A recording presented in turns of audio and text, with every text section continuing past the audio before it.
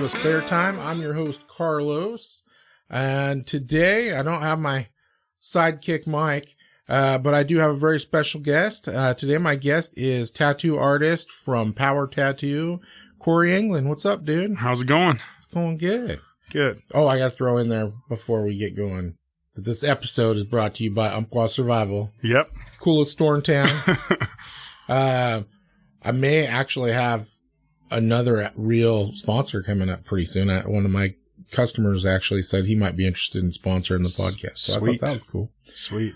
So Cory, a lot of people might not know you. Some people don't have tattoos. I don't understand why, but why don't you tell me a little bit about yourself? Cory, I'm a husband, father, tattooer. I work at Power Tattoo, co-owner there with a couple of my good pals, Justin and Mickey. Douglas County, born and raised. Real simple living. Yeah. Yeah. Yep. Yeah. I didn't know you were from Douglas County. I thought. Yeah. Born and raised. I was born in Roseburg, grew up in Sutherland. Okay. So, yeah. Nice. Tell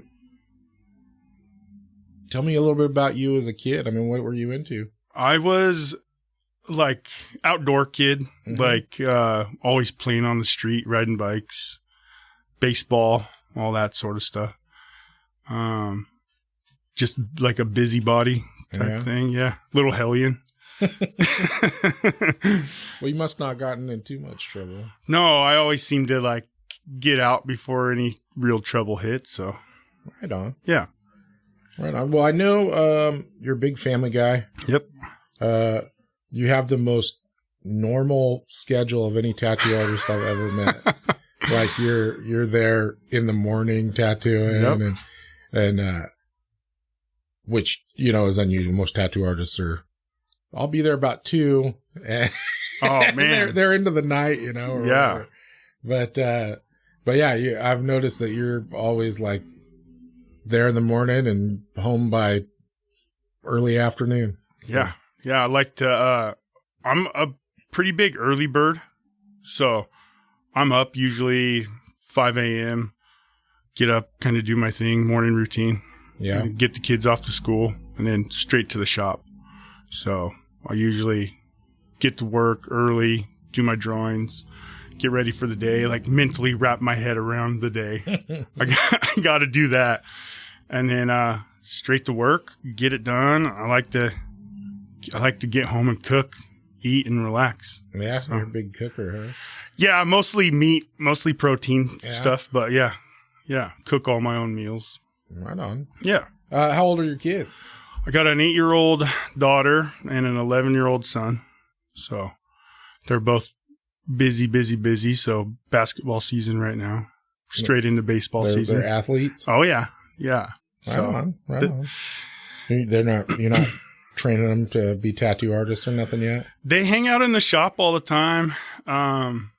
They actually just tattooed me this last New Year's Eve. Oh, wow. So that lit a little spark in them. So we'll see. We'll see where it goes. Yeah. That's freaking cool. Yeah.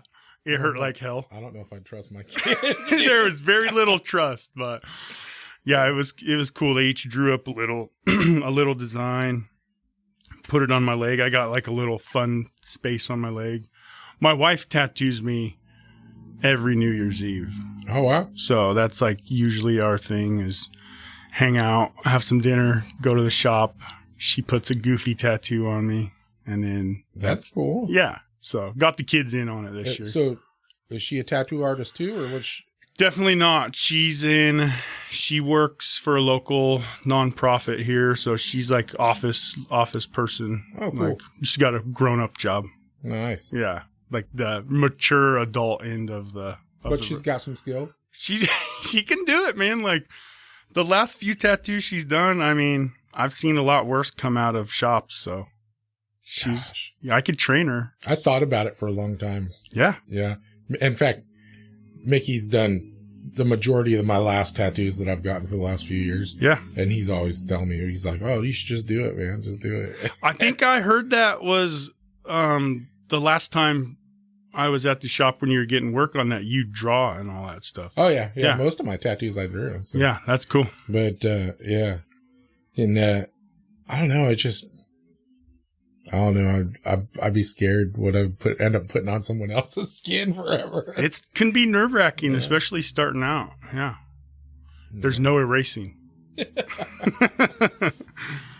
So, tell me about how you got into tattooing.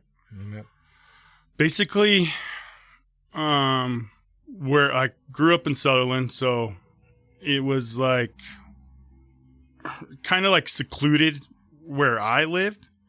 Like I didn't have a lot of outside reach, like no internet, didn't know a lot of people getting good tattoos. So it was like kind of like outlaw, kind of outcast type thing. So I just wanted to be kind of like in that realm. So tattoos were like the ultimate rebellion, you know? And so I had got a tattoo on my 18th birthday from a guy in the house. So it was like guitar string rig, like all that stuff, like real hood rat shit.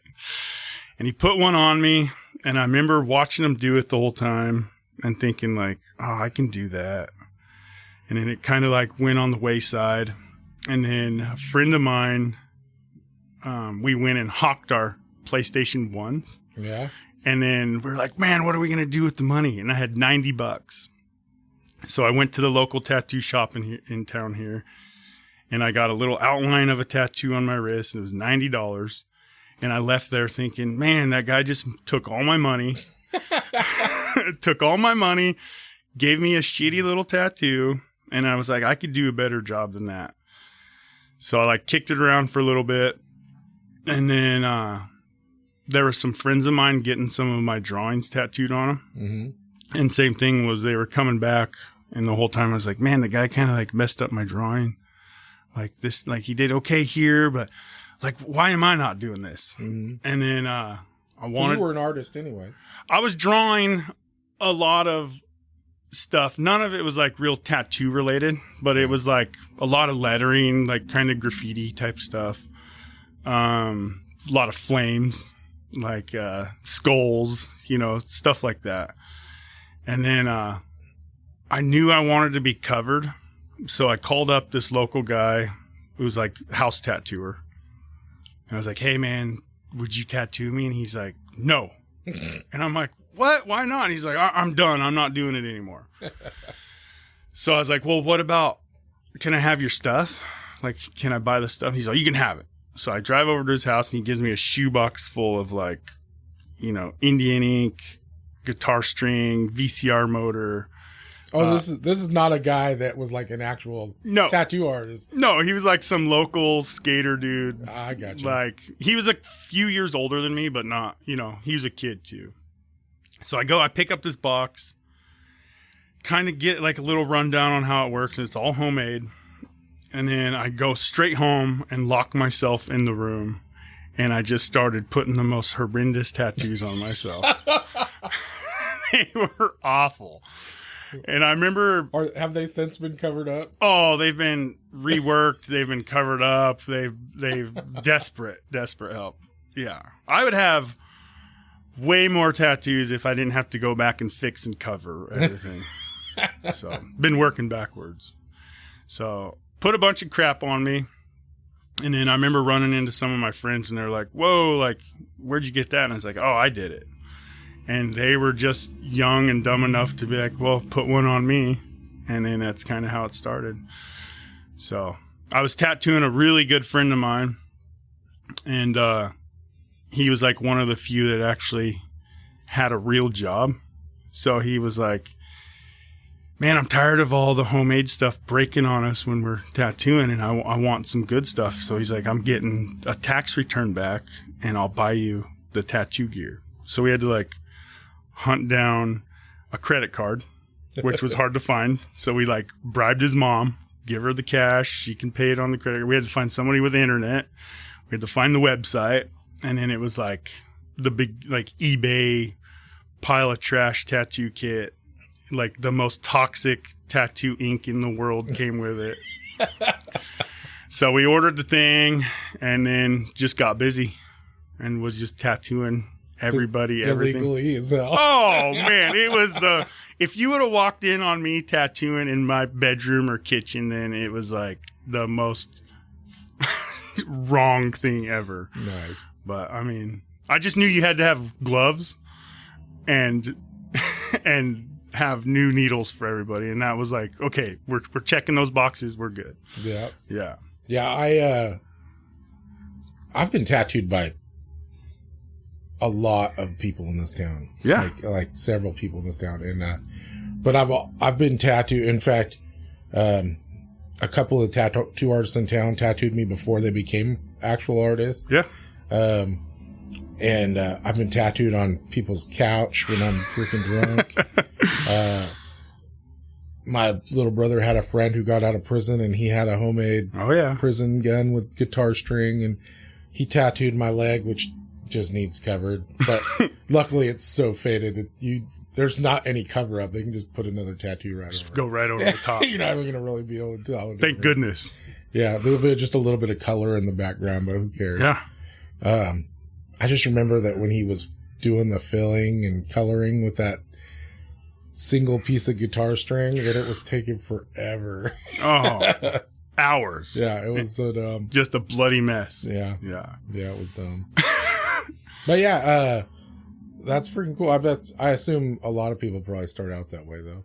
I think there was like, that was it. Like that was the entry level for a lot of folks. And it kind of shows like some ingenuity of like, cause now everything's on Amazon and then there's YouTube tutorials, which is great. But it was back then was like, you had to be kind of like, you had to want it and then be a little savvy and then like innovative too. Yeah. So it was like, I don't know what the hell's going on, but we're going to figure this out.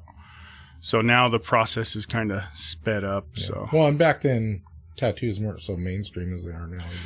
No, like especially where I was at, like, you know, in Sutherland, like I said, it was small town, small group of people. Like I didn't really know a lot of folks. I wasn't going to conventions, wasn't, you know, going into tattoo shops. And so it's kind of like you had to really want it to make it work. But I was also kind of like missed the era of real apprenticeships too. So I was always trying to be like, hey, like, can I work here? Can I apprenticeship here? And it was always like, no. Because Oregon's pretty strict on their laws and tattoo school and all that stuff. So I was kind of like on the end of an era as far as like a real apprenticeship would have been great. But had to make it work, had to do your thing. So what'd you have to do to become legit? I mean, so I tattooed for years out of my house and was like real low key about it, but also kind of took it as serious as somebody could doing it out of their house. Like, you know, I would try to schedule you like a time and, you know, do a couple tattoos a day and, you know, have everything really prepared. And, well, I'm assuming you were trying to survive off of that too. So I mean, I was. You kind of had to make it a job to freaking survive. Yeah, like it. Yeah. It was like at all costs, do not get a real job. Yeah. That was like, I don't want to have to go and like, you know, work a 9 to 5, which I did. But yeah, making money off of tattoos, a lot of trade work. Like I've traded for everything you could think of. Like cars, vacuums, washer dryers, like all sorts of ridiculous stuff. But yeah, and then I quit tattooing for a handful of years when my son was born. And then I started working in a mill. And then I just kind of got sick of that. I was working graveyard, tired all the time, long shifts, just worn out. And then I told my wife, I was like, I got to get out of here. I want to make my own hours. What could I do?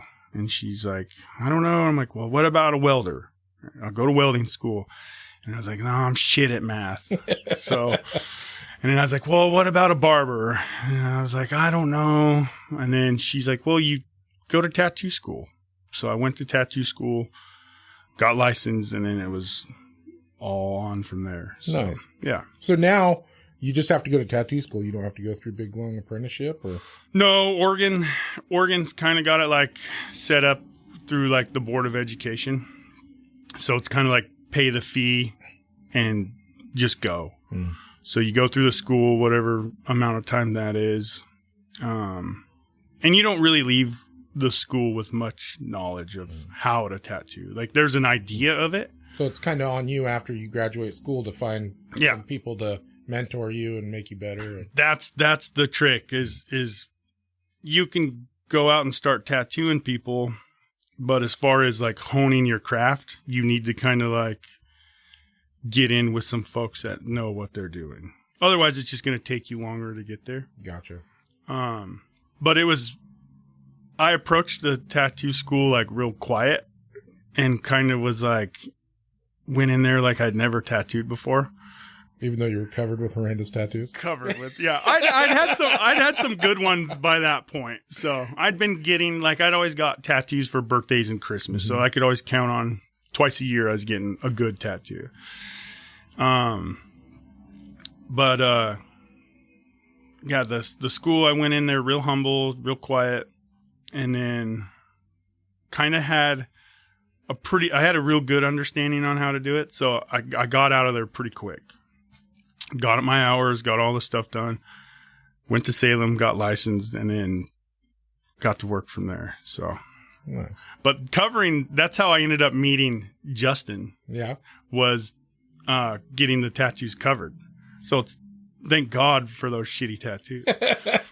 I had a friend who he'd been getting some tattoos from Justin in the shop, and he showed up to the house, and that was like the nicest tattoos I've ever seen. It was like, oh my God, where'd you get that? And he's like, this guy, Justin in Roseburg.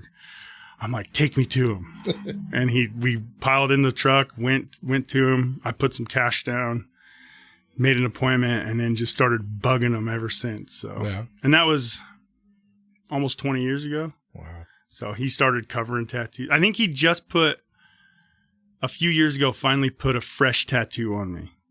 Otherwise, it's all been cover-ups and reworks. So, yeah. That's crazy. Yeah. Yeah, he did my trees. Yeah. And honestly, that tattoo gets me more attention than any other tattoo I've got. He's talented. Yeah, I was up in Alaska when we were in Alaska, dude, like every other person that I talked to in Alaska. Those trees are awesome. Tell them to take a trip to Oregon. I got tattoos everywhere. That's what they all go to. Tell them go to Oregon. Keep the guy busy. Yeah. Yeah. No, that's freaking cool. Yeah, that was the first time I met you was at Justin's old shop, Handsome and Smart. Oh, yeah. And I didn't see you doing any work, but you were coming in to get ready to tattoo somebody or something. What was it, Jackson Street? No, Handsome and Smart. Oh, I was probably getting tattooed. Maybe yeah. That's what it was. Yeah, so I used to... what location was that one? Harvard or... No, downtown. Yeah, downtown. I was still living in Eugene, so I lived up there for a bit, and then I was like a door guy up there, and then ended up working in a hardwood mill up there. But I used same thing. My wife would get me like birthday and Christmas, so I'd drive down, get tattooed. So that was like the treat. I knew it twice a year. So yeah, it's so are tattoo artists the same as regular folks when it comes to you find a good artist and you're like, oh, I'm just gonna have that person do tattoos on me all the time? Yeah, it's hard to like say, okay, I'll let somebody else tattoo me, you know. It is I think locally, like for me, I'm kind of I've gotten more into like the collector end of it, to where I'm like seeking out certain tattooers that I want to get tattooed by. But I think on like a local platform there's like boxes to check of like, okay, is the tattoo good? Is the service good?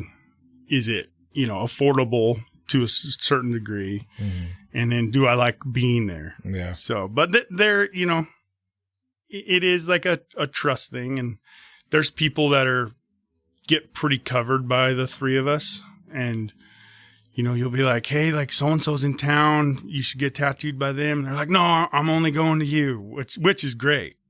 But like kind of for me and the guys, we're kind of like in that collector stage where. My wife had a bunch of girlfriends in town. Yeah. And they all wanted to go down there and get tattooed. And I tried to convince them to just make an appointment with the shop and have like all you guys tattoo them all at once. Party style. And they're like, oh no, we want them all done. So they all went down to see Mickey because that's who's doing all the work on my wife. And, but yeah, I think that'd be fun, Yeah. Plus you get a little bit interpreted a little bit differently, There's flavor, different flavor. So the good thing about Mickey though is he could tattoo 10 people in like 2 hours. I know, he's so fast. He's bad to the bone. He's bad to the bone. Well, he's been doing it since before you were born. 30 something years. Yeah. He does not waste the movement at all. Yeah. I always say, and he doesn't cut any corners either.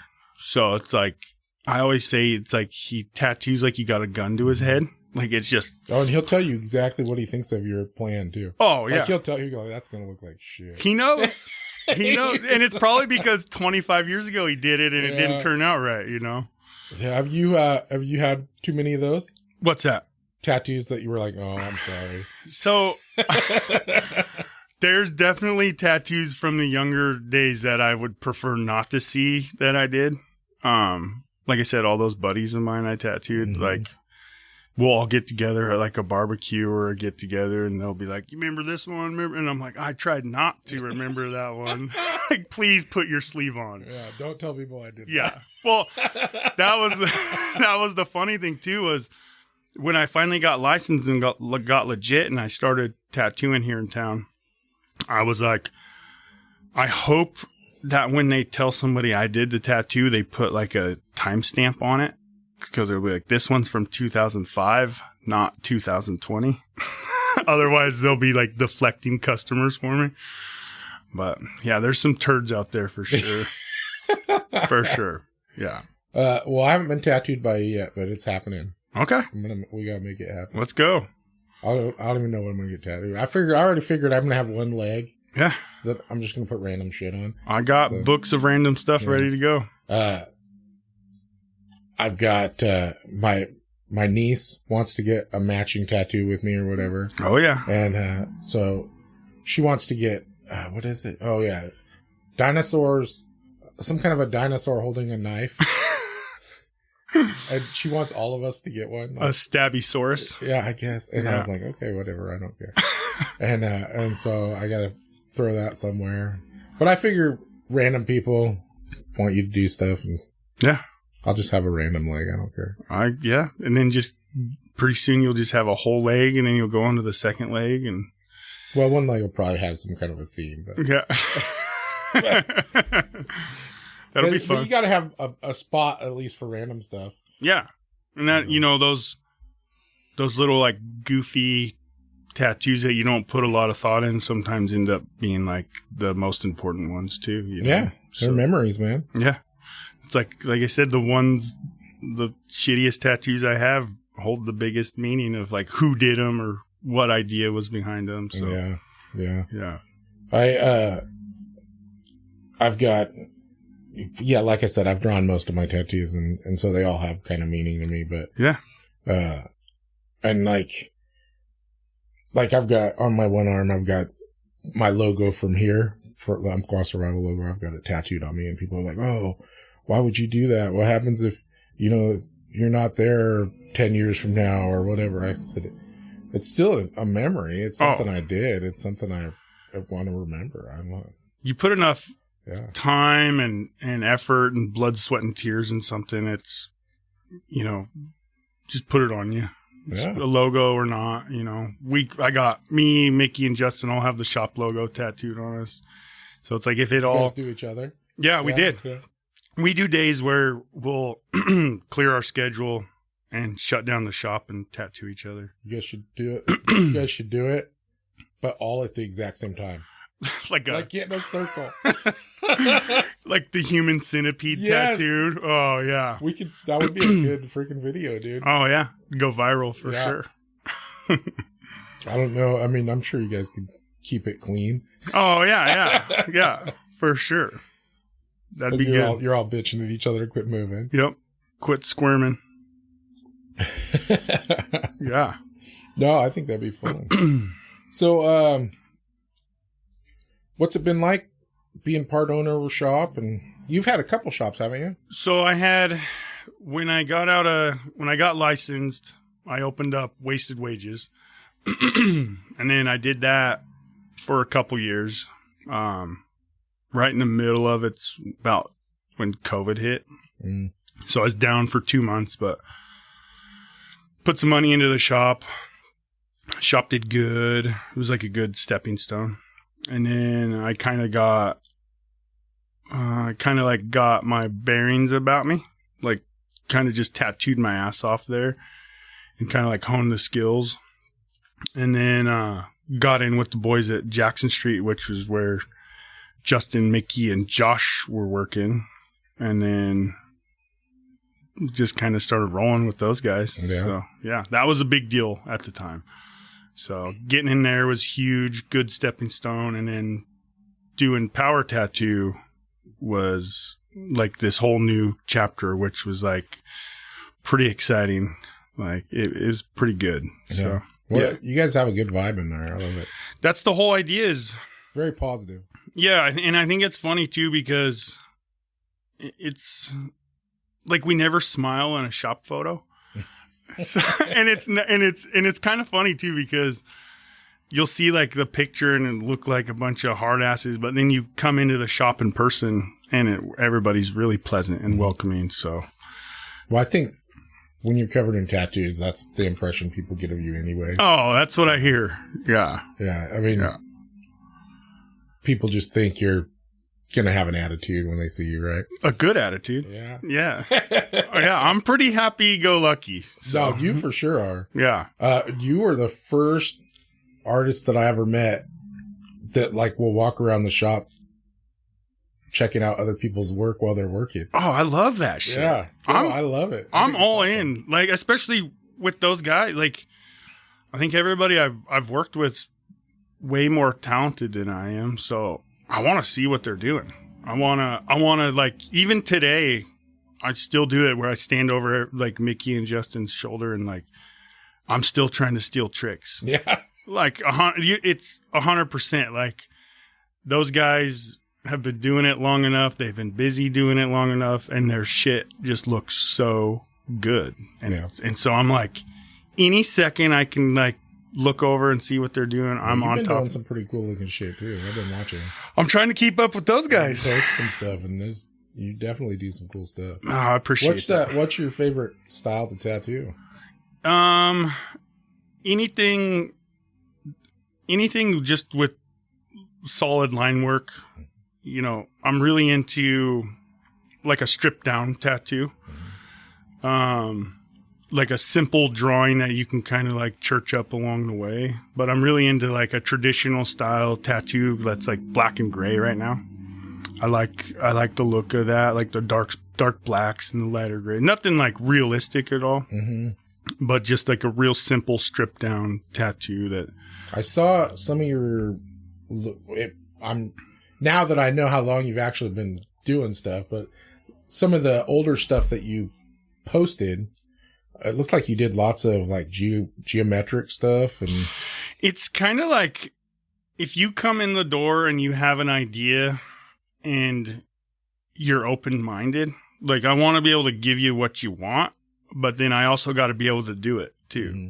So as long as when we're done, it's we're both satisfied, I'm happy. So, but I have been getting pushed out of my comfort zone more and more, which is good because then people are getting more confidence in you. Yeah. But a lot of like super symmetrical, like ornate decorative stuff, it's kind of popular, but there's a limit to where I'm like, oh, I can't do that. Like, not that I don't want to, but I just want you to get a good one. So if I have to say no or suggest somebody that's better than it, like for it, then I'm all about that. But dude, I've been really, I don't know if you ever, I'm sure you have those tattoos that look like a patch. Oh, yeah. Dude, I want one of those so bad. That stuff is crazy. But I don't know how, I mean... I don't even know where to begin with that. And I've seen them to where it looks like a patch on a hat. Yeah. And then there was a guy... Like, it looks like you could grab it and yank it off there, but... I'm not the guy for that one. Yeah. Yeah. That stuff is crazy. And I've seen people do them, and it just fall a little short. So it's like, I don't know. You got to have the top tier of that, or not at all. So... Yeah, some people. What do you think you're the best at? None of it. I'm still just trying to figure it all out, you know? I mean, I'm comfortable. But when someone comes in and says, "Oh, this is what I want," and you're like, "Oh, I can do that. No problem. Let's do it." Oh, yeah. If you could just bring me skulls and roses. Oh, yeah? Yeah, I'll just do those for the rest of my career. So, yeah, I don't know. Just more realistic or like traditional skulls and roses? More traditional, but then there's like levels to it too. There's like, you know, Sailor Jerry traditional, which is almost like wonky. And then there's like wild style to where it's still traditionally based, you know, bold line work, you know, that, but then you can get kind of wild with it. So, but just simple, you know, I think they age better that way, look better that way, and you can tell what's going on. So you can kind of like, if you can see it from across the freeway, you're doing pretty good, you know? But yeah, simple, definitely traditionally based. So I think everything in our portfolios are all, you know, line work. So not very often do we do them, you know, no line work, no black shading. So it needs that richness and that foundation to hold up. Kind of like the stuff you got, you know, you need, people are like, well, I want this rose, but I don't want line work and I don't want black in it. And you're just like, you're saying all the wrong stuff. Yeah. So, well, I've figured out, and not just with tattoos, I've figured out with anytime you're dealing with someone creative, you're going to get your best results if you come in with an idea and then let them do their thing. That's like, I think that's a good plan. That's kind of with Power Tattoo was the three of us wanted people to come in that want to get tattooed by us. So it's kind of like, here's the menu. This is what we're doing. Do you want some of this? You know, so we're definitely looking for the clientele that's more of, I want a Justin tattoo. I want a Mickey tattoo. I want a Cory tattoo, you know. Yeah. But then there's those people that come in randomly that if we can get them in quick or schedule them an appointment to where, you know, we'll get new faces in there too. But then you turn those into long-term customers. So. Well, I send you guys people all the time. We appreciate it. All the time. Yeah, we got mouths to feed and bills to pay. So, and we're real straightforward too. If I'm not going to, you know, promise you this and not deliver. So I think communicating's like, okay, I know you want it this way, but I can only do it this way. Do you want to continue? Yeah. So I want them leaving there happy. So that way they come back, then they tell their friend tells their friend. Yeah, that's ideal. Yeah. Perfect. We're doing, Justin, especially in this town, he's been tattooing long enough to where he's on like third generation family members. Yeah. And that's the show, man. Like you want them to come to you for generations. So yeah, that's awesome. Yeah. Yeah, I keep saying I'm going to do like a page or two of Flash for you guys. Come on. And, but I haven't done it yet. I just need to. I'm ready for it. Yeah. We'll put the Carlos special. Yeah. Yeah. One of those get what you get days. Just do a whole machine of just your drawings. Yeah. That'd be cool. Yeah. Yeah. Have you guys have done a couple of those at the new shop, haven't you? Yeah, we did March 1st last year was our opening day. Later that month we did like a grand opening flash day. We had a friend of ours come down from Portland. He lived here. He didn't work tattoo here, but he grew up here a little bit. So he came down from Portland, and it was the four of us just tattooing our asses off. So those days we had a food truck out there.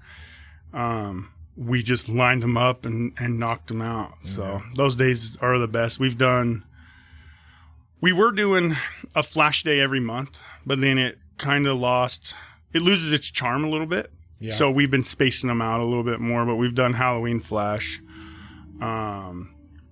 Just try to have fun events. I think that gets new faces in the door, and then we get guest artists from out of town to come work with us too. So it's like super fun. And then you get like food trucks, and it's like a community thing. Yeah. So it's cool when you could get a flash day and you're like, doors open at 11, and you peek out the door and there's like 40 people, and you're like, oh yeah. You're like, oh, today's going to be awesome. Oh yeah. Yeah. And it's pre-drawn stuff too. So you can all slam it out fast. Yeah. And it's all stuff we want to do too. And then it's, like I said, it's new faces, but it's like a really good thing of like pushing, what we can do and what we want to do. And then it gets new customers, and then they repeat and come back, and then hopefully just start picking stuff off the wall and out of the line books. So it's cool. It's awesome. And then those are the days too where, you tattoo 8 hours straight,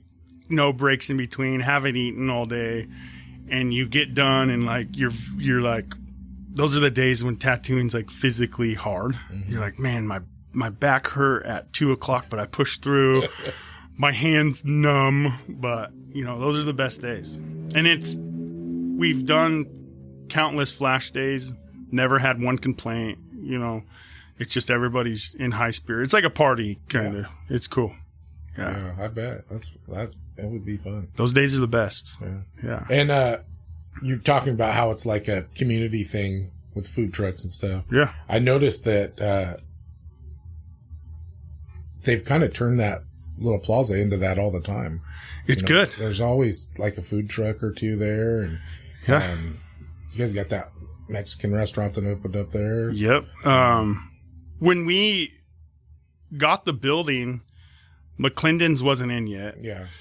So there was. But Tim had bought it though, right? Tim had bought it, so we dealt with him, which Tim's awesome. Yeah, he's a nice guy. Yeah, he's hilarious. It's like good dude to be doing business with.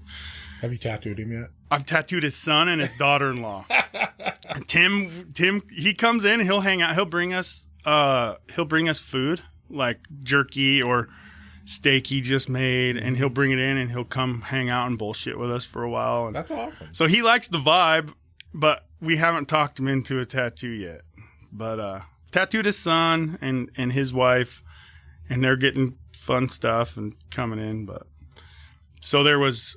McClendon's wasn't in yet and operating. The Mexican restaurant wasn't operating yet. So there was Subway and the bookstore. And then since we've been there, the restaurant's opened. Tim's in full swing. And then, so it's like a good little thing there. Then there's like the breakfast nook is there almost every morning. Yeah. Woodward's is there, which they're insane. I've heard Woodward's is the best brisket. The best. So the only problem with Woodward's is if you eat it midday, you're like bound to take a nap. So it's like, that's that. I got to eat it at the end of the day because I need a couch afterward. That's the only complaint I have about it. But that food is insane. Right on. Yeah, you can't beat it. We'll go over there, and they have a banana pudding. Oh, yeah? That's the stuff right there.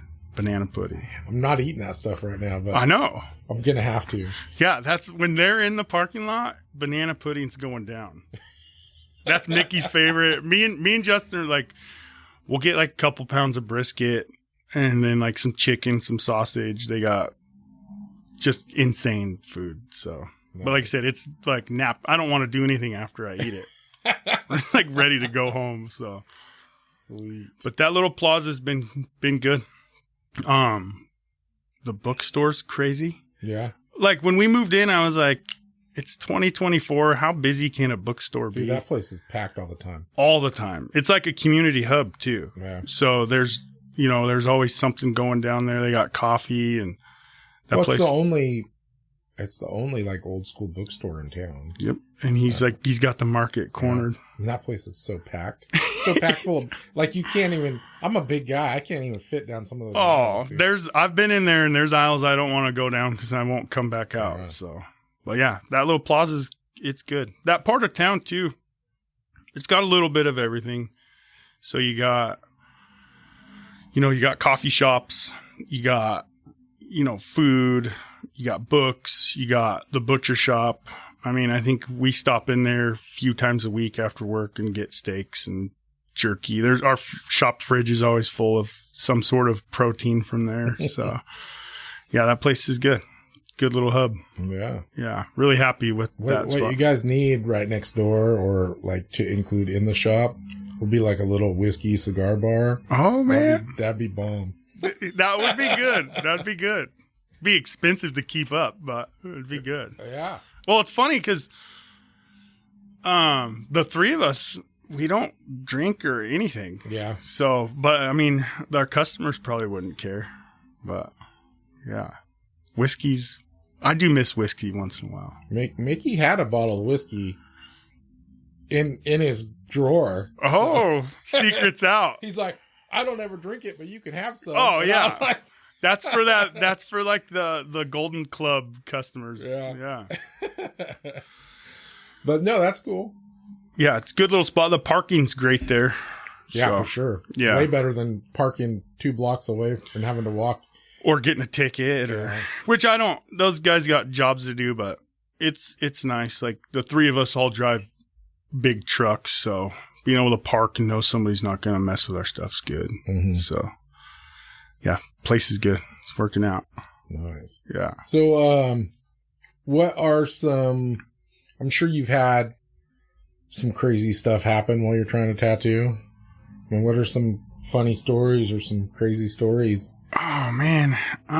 We were talking before we started recording, we were talking about how what I do on this podcast, you do like every day while you're tattooing people, is getting to know these random crazy stories and stuff. It can be. So, I mean, tell me some stuff you've heard or seen. Or... I've heard it all. Like, I guess we're like part-time marriage counselors, part-time therapists, big time shit talkers. Yeah. So, I mean, you don't really know until you talk to them. And then sometimes you wish you didn't know, and sometimes you want to know more. But I mean, it's just, your normal small town stuff, It's funny because the town's so small to where somebody will be telling you a story. And it's like, chances are who that story is about. So, or you're like, oh yeah, I know that. We're privileged. And it's funny when you get somebody pinned down and in pain and uncomfortable, or they get that like that euphoric sense from getting tattooed or whatever it is. Like some people will just shut right up and they're just like struggling the whole time. And some people will just tell you everything. So it's like a torture tactic kind of. There's just your normal small town stuff, I guess. Nothing too crazy, but you don't want to put anybody on blast on here. Well, I didn't say tell me names. I'm pretty basic stuff. Like, who's got beef with each other. Yeah. What love triangle's going on most of the time. Yeah, it's a lot of these people, you only see them in the shop, but then you feel like you know so much about them. Yeah, so, we hear all sorts of crazy stories in this shop, too. But oh, I bet. I had, yesterday we had this guy in that, he's telling us that it started off that he rode his bike here in the snow. And so he was just drenched. Rough day. Yeah, and he got here, and he comes in and lays his jacket down, and then starts telling me about how he was a Navy SEAL, and then he starts asking about guns. Didn't know anything about them, so clearly not really a Navy SEAL. And then, I don't know, he was telling me some random story about that a cow elk washed up on Elk Island when he was staying there. Free food. It stood up and started coming at him, so he hit it with a rock and then killed it with a knife and ate on it for 3 weeks. That's some tall tales. Yeah, and I was like, oh, okay. And then, so then he asked me about a knife, and I showed him some knives. And so he was overlooking at knives. and I took that as my opportunity to get away from him. Oh, yeah. And then one of my other employees got stuck with him. And last I heard, he was telling the other employee about how he had some people try and break into his shop one time. Oh, boy. He killed 8 people from almost 2 miles out. And when he called the cops to let him know, they didn't even charge him because they were so impressed by his shooting skills. Some John Rambo shit right there. Jeez. And I was just like, oh my gosh, this guy. Yeah. We had a guy come in last week, and he was a little bit off his rocker, and pretty similar story. We didn't get the Cal Elk thing, but there was how he had done his time in the service, and he went AWOL because he was tired of killing folks, and then he ended up here, and how he wanted a job. And at first I thought he wanted like a counter job. And then he's like, oh, I'm a tattoo artist. And he took his clothes off, started showing us all the tattoos he did. And I'm highly unbelievable that he did any of them. But they were cool. They were like old, but cool. And then started going to town on how, his world travels and all that. And it was like all contradicting each other. Oh, yeah. But it was a good, entertaining 20 minutes. So... Same thing. You guys are like, we're trying to get some work done here. That was like same thing. I was in between appointments, and I was like, at one point I was just kind of had enough. Where I was like, all right, I got stuff to do. Have a good day. So he lingered around for a few more minutes and then jetted. So we had a guy come in. He'd rode his motorcycle up, and he came in asking for some tattoos, and then he started showing us what he had, and it was funny because he's like, this one was done by Fuzzy. And we're like, Fuzzy? And he's like, yeah, you know Fuzzy? And we're like, no, we don't know Fuzzy. And he's like, you don't know Fuzzy? So we ended up not knowing Fuzzy. And then I think we kind of took on the alias a little bit as Fuzzy for a little bit. So Mickey was calling himself Fuzzy for a couple weeks. And so, yeah, we don't know Fuzzy. Yeah. Maybe good guy, maybe not, but. Gosh. Well, there's some big tattoo names, but unless they're published in a magazine or on a TV show. Yeah. Only the local people are going to know who they are, I don't know Fuzzy, though. I sometimes now wish I did. I'm sure being in the industry, you know some more names than most people would, but yeah, for an average, for like me, if they're not on like Tattoo Master or Ink Master, I don't know who they are. We're definitely focused on a certain type of tattooing. So there's like groups or levels to it to where I couldn't tell you who like the top realism guy is, but I can tell you like my favorites on the styles that I do like. So we're kind of like tattoo snobs on what we like to look at. Yeah. But there's a flavor for everybody.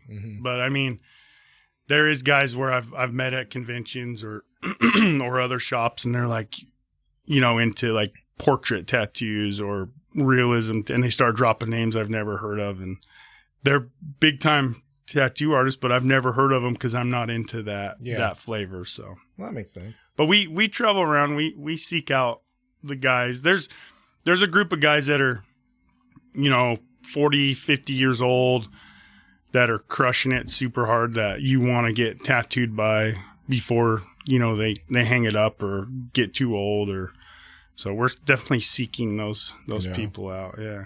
There's some good ones out there. West Coast is full of good tattooers too. So yeah, well, I feel like the West Coast is kind of where tattoos became the most mainstream first.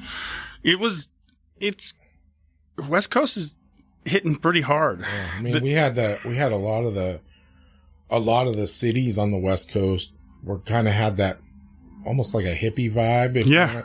And that's kind of who started getting tattooed up the most first. Oh yeah. Until the point where now it's, you hardly ever see people that don't have a tattoo now. Oh, it's crazy. I can't remember where I was at. It was my daughter's basketball game. So it's the Boys and Girls Club here in town. Mm-hmm. And they just packed that place on a Saturday. It's full of kids. I've been there, It's a scene. It's crazy. But I was sitting there and I kind of like positioned myself in the back, and I'm low key and in public, and I'm there to watch my kiddo, and I love people watching. So I was just sitting back watching the game, watching everybody, and it is insane how many visible tattoos people have just in Roseburg. Mm-hmm. Yeah. So, and then Roseburg's small compared to a lot of places, and then you think, you know, like I'm a tattooed freak here, and then you go to Portland for the weekend, and you're like, I'm fit right in. Yeah. Like nobody even bats an eye at me. Like, so yeah, Portland's got some really good tattooers there too. Texas has always been like a big, huge hitter. New York's definitely huge too. I've never been to the East Coast, but there's a lot of heritage. I haven't spent a lot of time over there, but yeah. I don't know if I'd ever want to go to New York, but yeah, a little too big for me. I'm right there with you. Yeah. I'm not a big city guy, so. Yeah, I don't mind. I lived in Eugene for a while, which to me, that's a huge city. Portland, I like to kind of dip my toe in and then get back out. So we go do like weekend trips and stuff there, but I like small town stuff. Yeah. So, but I think Roseburg's got it going on. The tattoo culture here's pretty good. Like it keeps us busy. There's a lot more shops than there ever has been here. Well, and besides you guys, there's some pretty good artists here too. So yeah, there's a ton. It's more and more every day, and it's kind of been good too, to where if there's something we can't get to or something that's not that we can't do justice, there's a few people in town here will suggest. So yeah, Roseburg's booming. Yeah, I like it. Yeah, good little town. So, what other kind of art do you do? We paint a lot. I go in spurts of painting. So like acrylic or watercolor. I go in like waves of it. So those flash days we did, we all drew and painted our own flash. But there'll be like 3 months where all I do in my spare time is paint. And then there'll be like 6 months where I don't touch a paintbrush. When I was younger, a lot of like graffiti type stuff, not on like a big scale, but that was kind of like what caught my eye. I like to do color pencil, like color renderings.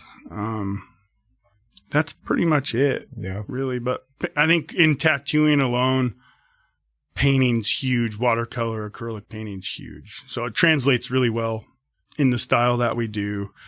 And it like correlates really good with tattooing too. So it's nice if you're going to do a big, like a sleeve or a back piece. If you have time to put the color rendering into it. Yeah. But it's hard to find that time. Oh, yeah, I'm sure. Yeah. But we're in the middle of a move right now, but I usually have an art area set up to where I can kind of sit down and just get to it. And kids love that too. So art's a pretty big deal in the house. Yeah. So. Well, I haven't met too many tattoo artists that aren't artists first. Right. So. Right. Well, it was when I always was drawing. Mm-hmm. Always. Like when I was in school, I didn't pay attention to what was going on. I was drawing all the time. But I didn't really like learn to draw until you start tattooing. It kind of like forces you to. Yeah. So if you want that image to look good, you like good reference is key. Working stuff out, just trying to make it look the best. But you learn a lot doing tattoos, I think. Mm-hmm. So you should anyway. So well, it's like anything. I mean, the more you practice at it, you pretty much have to improve. So it's a craft, that's that whole thing of like, man, I'm really good at drawing. I'd be a good tattooer. And it's like, maybe. Yeah. Skin's pretty crazy. I think a lot of stuff is working backwards from drawing. Oh yeah. So. Skin. I think I learned skin before I learned to draw well. And even now I'm still learning a lot. Mm-hmm. So, but like learning to deal with the skin and to to put the tattoo in is pretty important. And I think I learned that probably first. So all the drawings were shit, but they were in there. They were solid. Maybe not the best composition, but they were in there. Yeah. Yeah, they're lasting a lifetime for sure. For good or bad. But yeah, reference is key. Buying books, looking at images, like I always say, if you want to know how a tiger head looks good, look at somebody who does good tiger heads. Like, is there something that you've been kind of jonesing to tattoo, but you haven't gotten the chance yet? Haven't found the right person, or? I don't know. Like, my schedule's like a good 50-50 of things that people want, and then things that people are like, what do you have in mind? Mm-hmm. And then everybody's pretty open-minded too. So there is people that are like it's got to be this. And then there's people that are like, this is like a loose image or a loose idea. What do you want to do with that? And that's, that's like the good stuff of like, I want a Grim Reaper, but it can be doing whatever you want. So you got to get it to fit the body part well. And so not everything's going to work good. Mm-hmm. So being open-minded is key if you want to get tattooed by me. So what? Like I said, I think it's key to getting the best tattoo that you're going to get. Yeah. And don't let your idea get in the way of a good tattoo.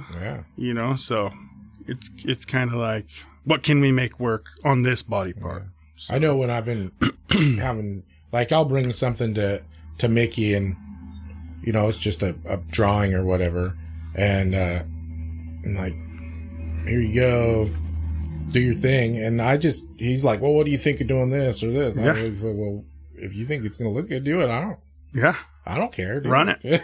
That's like, you guys have built that rapport with each other too. So, and you kind of learn what people want too, as far as what's got to be in it. So some people will be like, I don't want big line weight. I want a thinner line weight, or I don't like red. So, no red in it, which you're like, shit. I'm like, red's one of the best colors. Well, it depends on, and everybody's skin's different too, Oh, yeah. My niece, she's been going down there and getting tattooed, but everything she's gotten is all black and white. Yeah. And she loves all black and white. And she's pasty as hell. Oh, yeah. I'm like, you need color. Put some yellows in there. I was like, color would pop so good on your skin because you were so pale. Yeah. That's like, the perfect person is somebody who like just sits indoors all day. Yeah. And like gets zero sun, got that like baby skin. And that's when you can get that high contrast. So, yeah. Yeah. Like my skin's darker, so yeah, color doesn't look bad, but it doesn't pop like I wish it would, There's areas on me that are practically albino. Like anything from my knee to my waist is like all the spots that never see the sun. Oh, it's never seen sunlight, and that's like, I've been to tattooers where they're like, that's that trophy skin is what they call it. And there's like, you could punch in that high contrast on there, and it's going to last a while too. So, but you're the only one that gets to enjoy it. Yeah. Because nobody's ever going to see it. Yeah. 100%. But yeah. You're like my favorite tattoo. I can't show you right now. my best tattoos you can't see. Yeah. So I got all the visible areas covered in shit tattoos. So all the good ones, all the high dollar stuff's like hidden. So yeah. Yeah. Yeah, I think a lot of I've met very few tattoo artists that aren't really covered in tattoos. It's like, I heard a guy, it's like his craft and his love, so he gave his body to it. Yeah. So you got to kind of like go all in, and you kind of like get an idea of what it feels like, and how to heal it. And it's important if you're going to be doing this. It's like you own a gun store. Mm-hmm. It'd be weird if you didn't own a gun. Yeah. That would be crazy. Yeah. Well, so funny thing about that is I've had guns for forever, but I mean, I was never really a gun guy until I came here to the shop. Yeah. And then you get to know more about it, and so then I started being more into it, and but probably 75% of what I own personally are like show guns. They're not. Yeah. I mean, they hardly ever get shot. They spend more time just on display than anything else. Yeah. A lot of because I don't have time to go out shooting very often, but also just because, I don't know, I felt obligated to have stuff that people would be like, oh, I want to have something like that. Oh, yeah. Type of thing. And that's kind of what it turned into. I mean, I have very few guns that are just functional guns. They're just, everything I've got's flashy and crazy. That's the good stuff, though. You know, and there's like a comfort knowing that you have it and you could use it if you wanted to. Oh, yeah. Yeah. It all works. It's just, yeah. I don't know. Most people would be like, oh, I'd be afraid to scratch it or something, you know? I was trying to justify getting a new gun for Christmas, and my wife was giving me shit because she's like, you don't even shoot the ones you got. And I was like, but I want to shoot more. Like, that's one of the things we always talk about in the shop is like, let's go shooting. And it's, you know, every once in a while we get out and put some rounds down range, but I definitely, like you said, it's hard to find time for just yourself sometimes. Yeah. So you're always giving it your time to everybody else or your business. And so that's one thing about having a business is you're always thinking about the business. You should be. Or your family time, and yeah, you feel guilty anytime that you want to try and do anything for yourself. So that's yeah. Like I've had that discussion before where my wife's like, I'm like, I was thinking about doing something with the guys, but then I wouldn't be able to like pick the kids up from school. She's like, I'll make it work. Just go do it. Yeah. Like, you need to go do some you stuff once in a while. So shooting's definitely at the top of the list, but I don't have any hobbies really. So no, I mean, I'm pretty, the few things I'm into, I'm all in. So I like to do, not the jack of all trades, master of none. Just try to be like, put as much time and energy. And same thing with the business or the shop.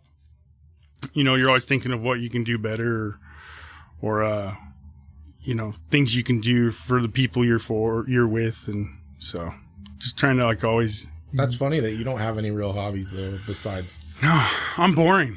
Work and the kids. Yeah. Yeah. I give my all. Because I know Mickey's got a million freaking hobbies, and I know Justin's got hobbies. Yeah. So Justin's big time fisherman. Yeah. Me and Mickey got out and did some fishing. Justin was supposed to go. He got sick, but we caught some big salmon. Yeah, it's definitely like whatever we're into mm-hmm. at that moment, and then we're all kind of like. Mickey's got property. Justin's got a house. He's got property. I just bought an old house and a little bit of property. So it's like, well, now you're going to have a hobby. Yeah. I'm going to be able to put like tractor operator on the resume. Oh, nice. Yeah. Nice. So yeah, it's, it's good. Like no free time's good in a way. So like all in on what you're doing. So, yeah. Kids sports are crazy. Do those. You don't have time to do anything. If your kids are in sports, especially when you have multiple kids in multiple sports. It's insane. Yeah. I did not realize when I was a kid what it took to make that stuff work. Yeah. And now I'm in it, and there's like, they're focused on a couple sports right now. So it's not like 10 of them at once, but like baseball season's overlapping in the basketball mm-hmm. season. But it's good. But the older they get, the harder it gets. Yeah. I'm a one's going this way, one's going this way. Oh, we're already doing the split game. So we rotate every other Saturday to where I'll catch the boys' game and then catch my daughter's game. But it's good. Yeah. Wouldn't have it any other way. And the sad thing is like a lot of times your kids' playing time and how successful they are in the sport is directly related to how committed you are as a parent to freaking being there and making sure that they're there for the extra stuff. And, oh yeah. You know, you're willing to put a little bit of your time in for different things. Yeah. Because the parents that don't, their kid sits on the bench and. Oh yeah. Yeah. We put enough in there, and the kids do well. They respond well, and like you said, I'm just basically a professional chauffeur, so get them on time's a big deal. Yeah. So getting them places on time with what they need, so keeps you humping, keeps you busy. I'm sure. Yeah, for sure. It's good though. I love kids sports, dude. It's the best. My daughters both played softball and volleyball and stuff, and then my son did football for a little bit, and so I got used to going to all their stuff, and then now my grandkids are around, and they're not playing sports yet, but they're gonna be here in the next year or so, and I can't wait. The next generation. I miss sitting there watching those games, and it's pure, like. Yeah. Especially like the different age groups, to where like my son's getting into where he's a little bit older, so his sports are a lot more competitive, and the kids have done it, and so they know what they're doing. So you'll go watch like, you know, 4th, 5th grade basketball game, and they're like doing plays and making shots, and then you go watch the 8-year-olds basketball games, and they're just trying to get their hands on the ball, and it's chaotic, but that's the most entertaining. Yeah. Yeah. Yeah. I remember when my daughters were in like T-ball. Oh yeah. And the biggest part of the game was just trying to get them to quit sitting down in the grass and playing with flowers. You're like, no, get up, play the game. If we can just run to first base, we're winning. Yeah. Yeah. I mean, they hit the ball off a tee and run the wrong direction. Yep. And and the parents are just losing their minds. Oh yeah. There's always a couple parents that are like thinking it's a professional sports team, and they're like, but I love it. It's all hilarious and fun. Oh, it's the best. And there's not much to do in the small town, you know, so I think those things are really important. It's like, it's good to be a part of a team and something positive and constructive criticism, and it's good for the kids. Like some of my favorite memories and some of my longest friends I made from playing sports. So yeah, for sure. It's something kids should all be part of. 100%. So what are some of the things that you'd like to do? I mean, I know you're buying a house and getting ready to start working on that, but I mean, as far as the shop goes, or even in your personal life, what are some of the stuff that you're looking forward to trying to do? The shop's pretty much taking care of itself. So we're a year in, and it's pretty well-oiled machine. Nice. Which is a relief. So that's pretty solid. Personal life, I just want to like find a beach somewhere and just take a nap all day. That's yeah. You do it for like 2 hours and you'd be like, okay, that's enough. Yeah. I mean, my wife and I did a couple vacations for our anniversary a few years ago, and got like a week of just to ourselves. And we were just like, we weren't parents for like 6 days. So it was like, it was awesome, but also like at the end of the day, it was like, this is weird. Like, I feel like I'm doing something wrong, but, I'm looking forward to getting settled into the new house and kind of just doing like mindless labor. Yeah. I don't know. I don't have like a good reason for it, but I'm looking forward to, you know, go work all day at the shop, come home and like do a project on the property. Like, I don't know what it is about it. Just kind of like simple living. And then when you own something too, you know, you get to put that time, that energy into it, and then kind of like enjoy it. Yeah. So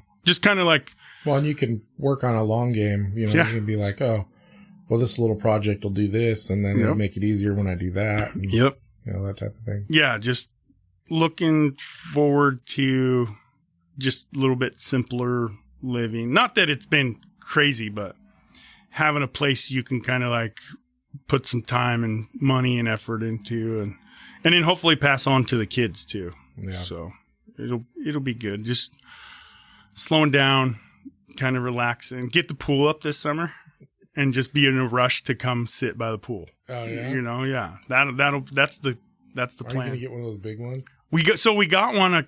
It was a year or two ago. We got it in winter, and it was like a big sale on it. Yeah. So we bought it, and then we've just been storing it. And so we got a concrete pad poured, and now we just got to wait to put it up. It's not fancy or anything, but it's a big pool. Yeah. So it'll be good. One of those ones that's big enough that it's got the water circulating and that stuff. Yeah. Yeah. So that's cool. Yeah. Awesome. Looking forward to that. Yeah. Yeah. Get the kids out there, tire them out. My wife's aunt has one of those.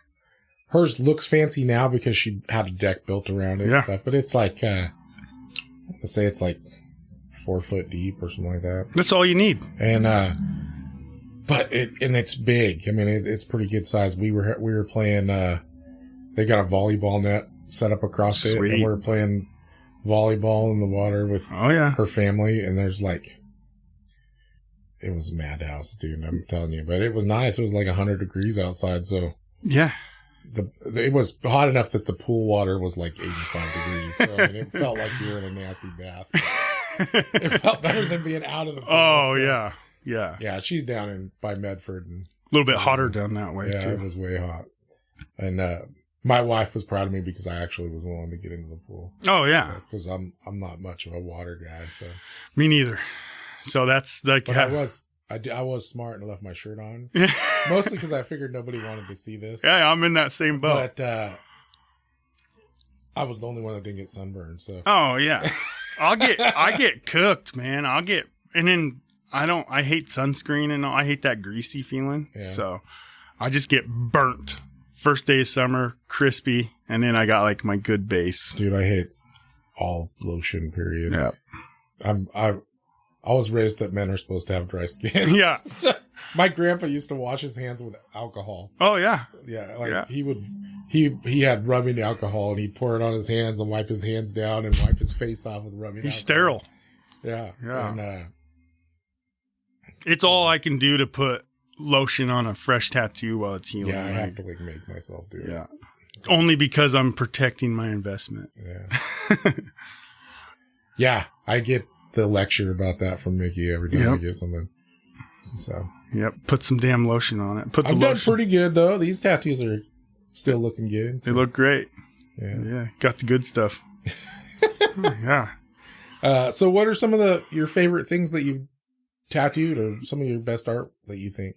So I had this talk not too long ago with a young tattooer, and I think the stuff I'm satisfied with the most with my eye would be if I tattooed a piece of flash, say it was like something off the lobby wall that somebody else drew, and then I applied it well.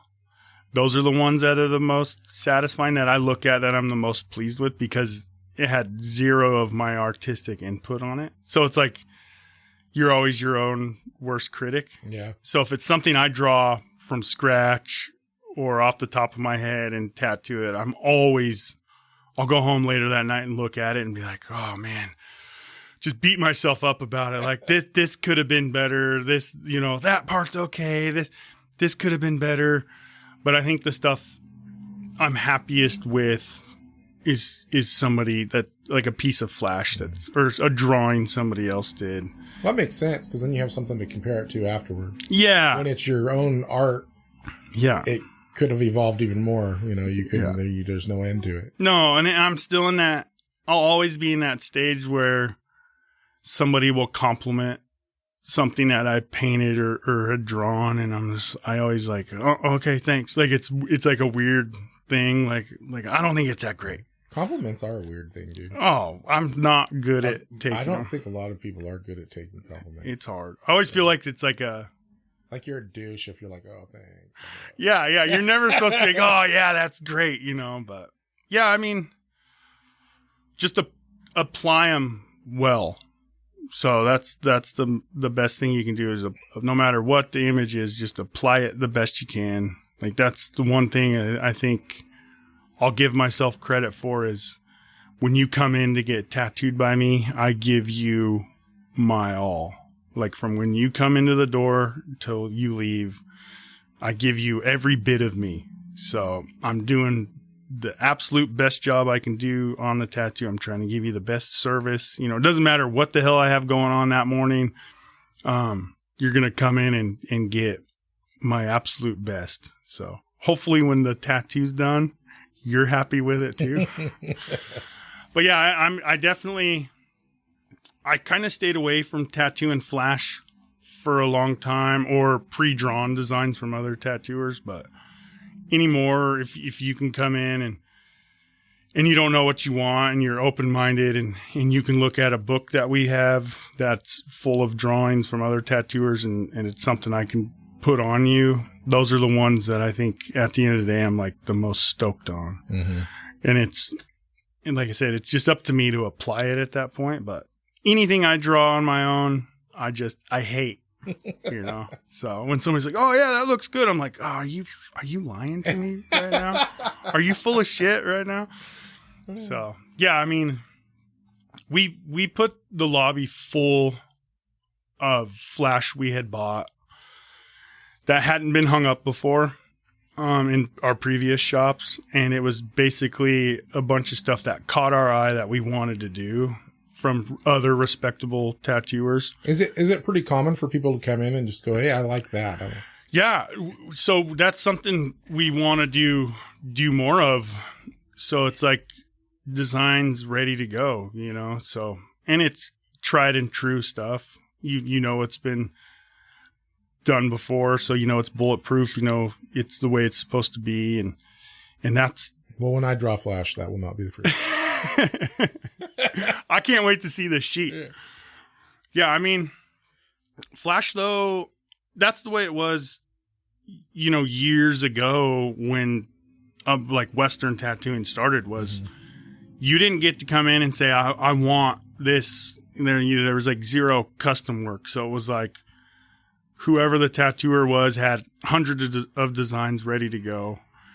They were colored. Sometimes they weren't. And you come in and you pick, and it was like you put on you. And those are the tattoos that we see on our grandparents or great grandparents that have withheld the test of time. So it's like, it's the good shit, you know, but some people are against it. They're like, I don't want something everybody else has. And it's like, you know why that design's been tattooed 100 times is because it's good and it holds up. Like I can show you a picture of a 50-year-old tattoo of that same image that 50 years later, you can tell what it is. You know, how often, you know, does that happen? So yeah. It's tried and true. So if I could just tattoo a ton of flash, I would be super happy. So come get some flash. Yeah. Nice. And then a lot of the times too, if I pre-draw stuff too, so I have books of pre-drawn stuff, redrawn stuff, custom stuff, and it's ready to go. So if you come in and you schedule a time or you know, you can get a walk-in and you pick something that I've been like itching to do, I'm going to like do it with like a huge smile on my face. And chances are, you know, I'm going to cut you a little bit of a break on it because it's been on that like want to do list. So come get. What do you got in that book right now? I got stuff. Like I said, there's a mix of stuff that you've seen 100 times. There's a mix of mashups. There's a mix of custom stuff. I'm not real clever. So it's like, Justin's really good at like coming up with like a new clever design. Like he did a sheet of flash, and then for his name signature, it was like a broken egg and the egg yolk spilled out and it had a JN in it. And I'm like, I would never think of that. So I get a lot of like my ideas off of stuff that gets me kind of motivated. So, but yeah, there's books. There's tons of cool stuff in those books. Nice. Yeah. I'll have to come take a look at them. Got to come check them out. I never look at the books for some reason. Oh, man. I look all over the walls and check that stuff out, but I never look in the books. We have thousands of designs ready to go. The lobby's got some stuff in it. We got a bunch of black books in the corner full of flash from some of the best tattooers in the world. And then some pre-drawn stuff too. So just got to come check it out. Yeah. Yeah. I need to just come hang out over there. It's cool. Yeah. It's cool. I'll just come talk shit. Yeah. Come in, get some Mexican food next door. Yeah. Yeah. Grab a book from the bookstore, grab some jerky from McClendon's, and then come sit in the tattoo shop and hang out. I come over there quite a bit because I grab stuff out of McClendon's all the time. Yeah. But I always seem to be like in a hurry or whatever, so I never just come in. Plus, I feel weird just coming in. No, come in. Yeah. Yeah, I should. You should. Yeah. Come talk everybody's ear off. If you sit in there long enough, maybe you'll leave there with a wild tattoo story. You know, you'll overhear some stuff maybe. I've heard some stuff. Oh man. Yeah. It's a fun zone. I think the mix of, so the three of us working, you could be tattooing, you know, somebody's grandma next to a fireman next to, you know, local wild man, and they'll start talking eventually. So, and you just never know it's like a little, like a common area. So everybody gets along.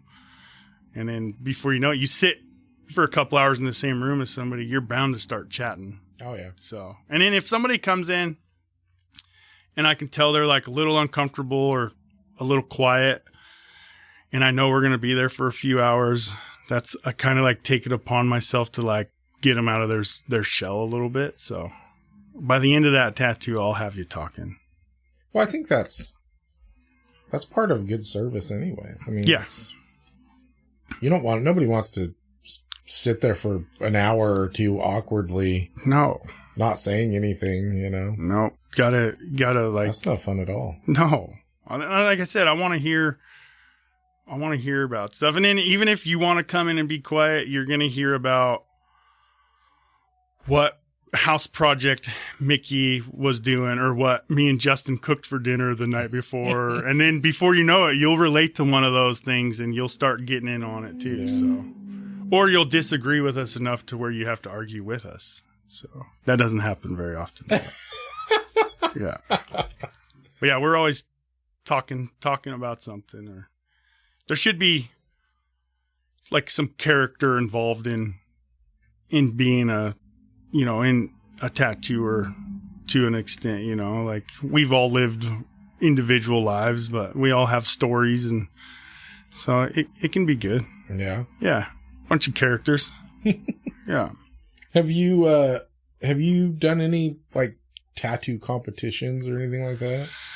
No, I did the Seven Feathers convention a few years ago, and I worked that, and I took a bunch of pre-drawn, pre-priced tattoos, and I was busy as hell. But I don't think anybody entered anything. No competitions. I never understood how that really would work, because I mean it's so subjective, you know. It is. Like what I like and what catches my eye may not be what you like. Yeah. So and I've seen it conventions I've been to, and I've seen it, you know, secondhand from other conventions too, where there'll be like tattoo of the day, but then so-and-so brings in their girlfriend they've been tattooing on for the past 5 years and enters their tattoo. And I was like, that's tattoo of the day has to be done there, in my opinion. Yeah.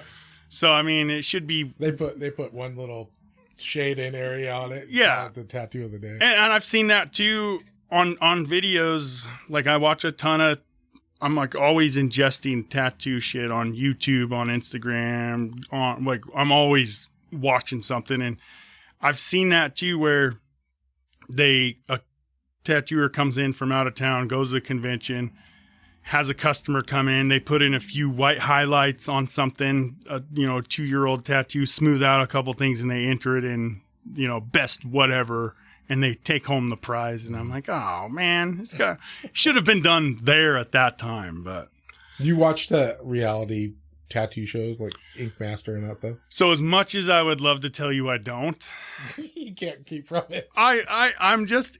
What do you think about that stuff? I want to know what's current. Like I'm not trying to keep up with anybody. I'm in my lane 100%. I think that's the best way to be. But I do want to know what the public's expecting, what they're seeing. Mm-hmm. So I do fast forward through the bullshit. So I will fast forward through all of the banter and just watch the tattoos. And they're insane as far as like the artistic ability, and the tattoos are great. Do you listen to what the people want and you're like, holy shit. Holy shit. It's that whole 10 pounds of shit in a 5-pound bag, you know, like, but and those people pull them off, but it is, I do need to know. I like seeing sometimes what people want, and then I like to see what they get, yeah, how it's interpreted. Yeah. Cause some of that's pretty cool. Oh, there's been a few on there that I'm like, oh, I would be mad if I got that tattoo, but yeah, some of it's cool. It's insane what these, I think there's like I said before, like there's levels to it. So there's tattooers, and then there's like tattoo artists. So there's like people who went to art school who have a really good understanding of art, and then they chose tattooing as a medium. Mm-hmm. And that's when you get that level pushed and blown away. And I think there's a lot of that on those shows to where they're tattoo artists, to where it's like, that's a painting on somebody's skin. But then there's like sometimes where I'm like, that's great, but that may not hold up for 25 years. Yeah. It might. I don't know. Well, I think there's a lot of those styles that don't hold up. That's like Mickey almost refuses to do any like watercolor style stuff. Oh. And he's like, it doesn't hold up at all. So. My experience with those is I've had too many people come in to where they're like, got this no outline, all color, watercolor thing. And then they're like, it's 5 years old and it looks crazy. Can you put a black outline on it? Mm-hmm. Or I've seen people in public to where they have like a watercolor half sleeve and it looks like they got hit by a car. Yeah. And I'm like, and it's, to me, it's not, and hopefully they love it. But at the end of the day, these things are on us until we go to the grave, and they need to look the best they can for as long as they can. So I think that sometimes gets forgotten is the longevity of the tattoo. Yeah. For like the way we approach it is, I want, especially in a town you live in, you want to see something you did 20 years later and still know what it is. Yeah. So that's the approach, but they're pushing the bar. They're pushing the limit. There's some people that are doing it correct. And then there's tattoos I see every day that make me want to quit. The level is very high. The bar is very high. So there's some good tattooers out there. Those shows though is like, it's pretty insane sometimes. What do you think about the skills challenge things that they do? It's nuts. Yeah. It's so do you think that is it a good learning tool, you think? It can be. So if you go through and you look at past seasons, because it's got like 100 seasons now. Yeah, there's a bunch. You'll go and you'll have these insane tattooers that are tattoo artists, doing beautiful work. And then they'll do like the challenges, and it'll be like today's traditional day, and they all shit the bed. Yeah. But before they shit the bed, they always go, traditional tattoos are so simple. And then they drop the ball. Yeah. So there's, like I said, there's a foundation on the way I approach this stuff that a lot of people, don't get or don't want to get. But there's some high level shit going on out there. Yeah. The challenges though are pretty crazy. Yeah. Yeah. So you're tattooed everywhere. So I'm getting there. Well, most parts of your body you've had tattoos. So what for you do you think is most painful spots? And so my back's wide open still. Yeah. So I haven't sprung. That's the biggest canvas you got on your body. Mm-hmm. I haven't crossed that bridge yet. But for the spots that I have tattooed, the two that stand out the worst are the top of my head. That I bet made me rethink it. Like, that was one of those ones where I just was like, that's the last tattoo I'm ever getting. Why am I doing this? And then the inside arch of my foot.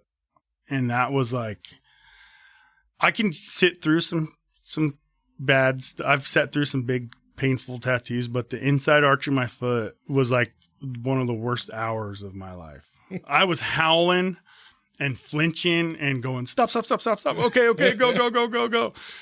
And that thing hurt like hell. But I've seen people get the tops of their head done and they don't even care. Yeah. Like they're fine.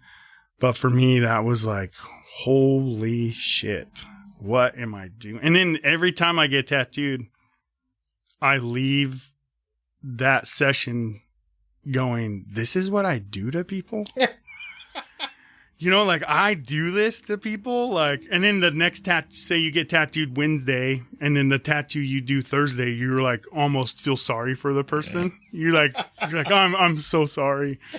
Yeah, they hurt like hell.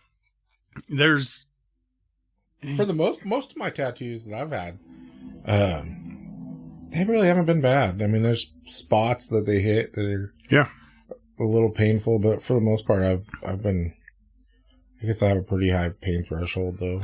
Yeah, it helps. And there's been a few spots when it was actually like almost relaxing. Yeah, I've had a couple spots where you're like, this is cake, you know, no sweat. And then I've had ones where I was for like 2 years I was concentrated on doing my legs complete, like from the toes to the bottom of your ass cheek. And that was like, there were some challenging spots through there. Like there was a couple tattoos I got. Me and Justin went to Sacramento tattoo convention and we got tattooed by some guys that we really wanted to get tattooed by. And there was a spot where he basically had to lift my butt cheek up to get under it. And it felt like he had a hot poker shoving it into my ass. It was crazy. I think legs, there's some real challenging spots on the legs. Anything around the knee or behind the knee sucks pretty bad. And then anymore, it's kind of like the way I have to lay to get tattooed. Yeah. So like, I'm older. I've been tall my whole life. Like I got like big dog problems, you know, like my hips, like if I lay too long with my legs crossed, my hips feel like they're falling out of joint. Yeah. So there was a couple tattoos where like every 30 minutes, I'm like, I got to stretch it out. They got me like, you know, folded up like a pretzel. And I'm like, I got to stretch. So, but yeah, they hurt like hell.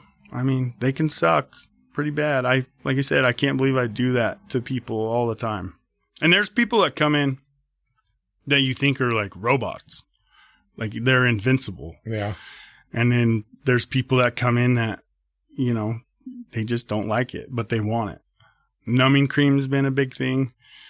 I've only seen it work really well a couple times.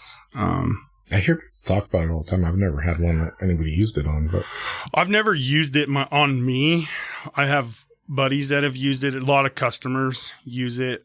As far as on a customer, if you can sit through it, do whatever you got to do. I don't care. I've never used it. But I've seen it work good for 2 hours where people don't feel anything. And they're like, holy shit, like that was awesome. You know, and then I've seen people come in and it works for 10 minutes or it doesn't work at all. And then for me, it's all like a mindset. So if I come in knowing I'm going to get tattooed for 3 hours and I'm like, say I soaked it in numbing cream. So my mental set is this is not going to hurt. And then it doesn't work. And then it hurts. Like I'm not mentally prepared for that. Yeah. So, and then, you know, you get people that raw dog a tattoo session where they come in and they're like, I'm like, what'd you have for breakfast? They're like, nothing. have you had any water today? No, I slept like shit last night. And then, they don't do really well. Yeah. So food, water, and as much sleep as you can will get you a long ways through there. So yeah. Yeah. I've gotten tattooed when I've been like hungover, and it's not good. So, no, it's the worst. I've been tattooed. My younger years, I was like, I really enjoyed partying when I was young. So for years, I'd never had a tattoo sober. Like I was always, drunk, stoned, whatever. Mm-hmm. And then I went through a stage in my life where I was sober. I wasn't doing anything extracurricular. And then I went 3 or 4 years without getting tattooed. And then I got my first tattoo sober after a long stretch of not getting tattooed. And I remember going like, holy shit, I wish I had some wild turkey right now.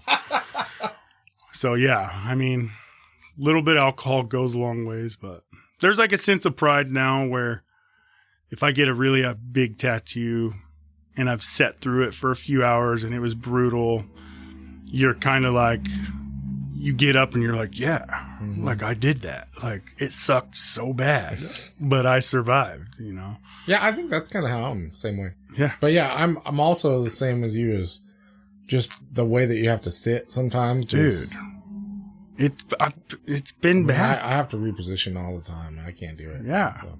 I got the world's a little bit different for me being tall anyways, and then laying up on somebody's table all bent up. I'm just like, what the hell? Like, I've never sat like this in my entire life. Yeah. And now I got to be folded up for 3 hours, but a lot of stretching. Yeah. I've seen some people in shops getting tattooed, and I'm like, I would die. To have to, if I had to be like that for even 15 minutes. Oh, yeah. I would not be able to do it. There was a bad one. Even just laying straight on my back for a couple hours kills me. You'd think, laying flat on a massage table would be smooth. But even sitting like that, because at night I'm always tossing and turning. And so even laying flat back, you're just like, you get tired of sitting like that, but you don't have a choice. So I've had a couple on the inner thigh that were pretty brutal. Yeah, you get real personal with people sometimes. Oh, I'm sure. Yeah. Yeah, I'm sure you've seen some stuff. Oh man. Yeah. That's like I said, getting tattooed on my inner thigh was a friend of ours came in, and he just threw like a little palm-sized tattoo on me, and I got my shorts hiked up as high as they can get, laid back. Like, dude, you're gonna have to hold your junk out. Oh yeah, yeah. Like, I'm not doing it. Yeah, there's no way around it. You don't realize how ridiculous it looked until you see a picture of them doing it, and it just looks like they're like talking into your crotch the whole time. So, but I mean, if you want those spots tattooed, that's what it takes. Yeah, yeah. Have you done a lot of those kind of tattoos?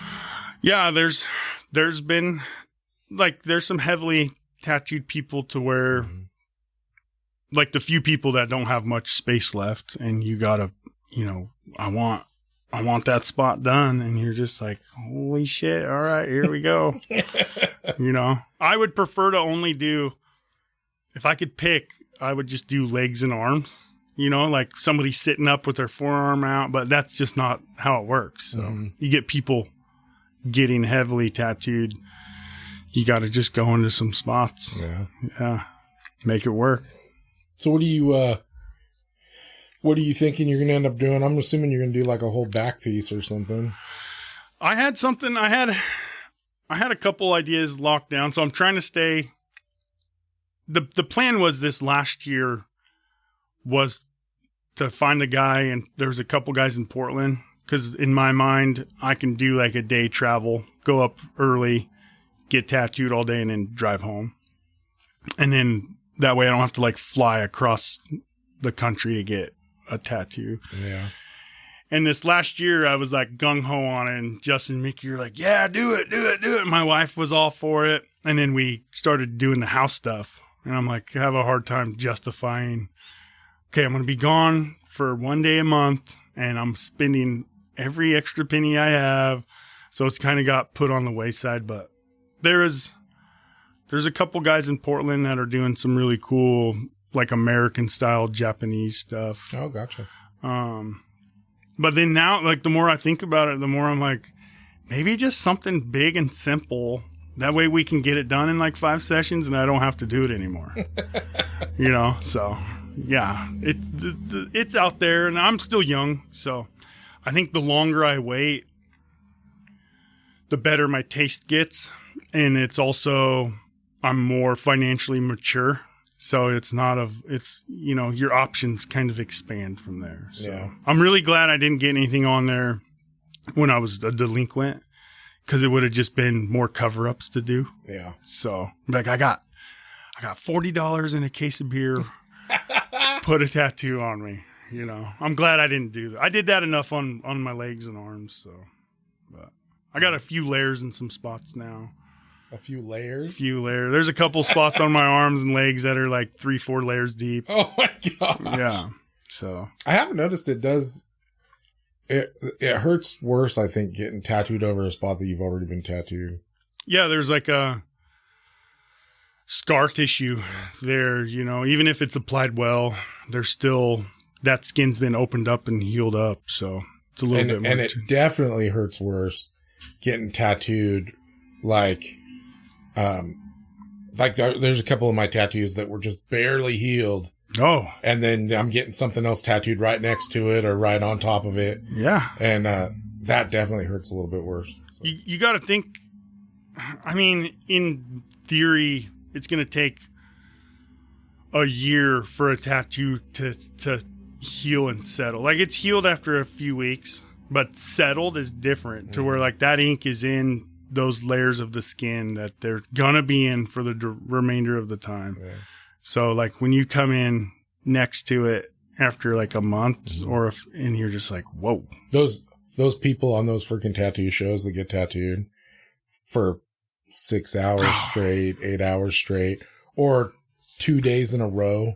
That's insane. That has to hurt so bad. That's insane. Those people are hardcore. I've seen guys on the internet that, you know, they'll be in a state and then somebody will fly in from out of state and they'll go 2-3 days in a row on a back piece or large scale tattoo. And I don't know how they do it. Like, that's savage. Mm-hmm. Like, that's insane. Or I've had a couple times where I sat for like 6 hours, 7 hours. And by the time that it's over, I just want to run home and hide. Yeah. Like, it's insane. Like, I've had coworkers before that tattoo people all day and they do just fine. But there's a point where I'm like, I want to get up and walk around and like not have a needle drug on my skin. Like, yeah. I had this kid that worked for me and he wanted to get this tattoo done. It was some band. It was like a giant eyeball thing. And he was getting it tattooed right in the middle of his chest. Ouch. And anyways, he had some friend that was a tattoo artist or whatever. And he asked if we were having a get together at my house. And he asked if they could do it at my house. I was like, yeah, that's fine. I don't care, whatever. Yeah. So, I mean, he gets all set up. He's laid out on this little freaking massage table thing that the guy brought. And dude, it was hilarious, man. We're like all kind of partying and whatnot, and then, you know, he goes to do his tattoo, and he got the outline. He got like the line work outline done, and like just barely started to do some of the shading and filling on this tattoo, and it was a pretty good size. Right center mass. Right center mass. Yeah. And this kid just. I mean, it was like 20 minutes in and he's done. Howling. Screaming. Yeah. And had tears running down his face. And he's like, I can't. I'm over it. So, and I guarantee to this day, he's probably still got this goofy circle. Half finished. I mean, it's just not even close to half finished. Oh, you can't even really tell what it was supposed to be. That's too bad. Yeah. But I mean, it was, and he was just one of those real lanky, bony kids. So I was like, God, I wouldn't want to do it. His soul was leaving his body that whole time. It was bad. Yeah. And in front of everybody, dude. Oh, yeah. It's always when you have a crowd too. Like when there's witnesses. Yeah. That's when you do the worst. Yeah, it was bad. I think here in town, the clientele that I've experienced, the females will sit through a tattoo way better than the guys. Mm-hmm. I don't know what it is. I think women are just tough. Yeah. Like I've seen big, tough, strong dudes come in and tap out quick, and then you get a little bitty thing that comes in and just champs it out. Yeah. They're like, my first tattoo and I'm getting my whole rib done.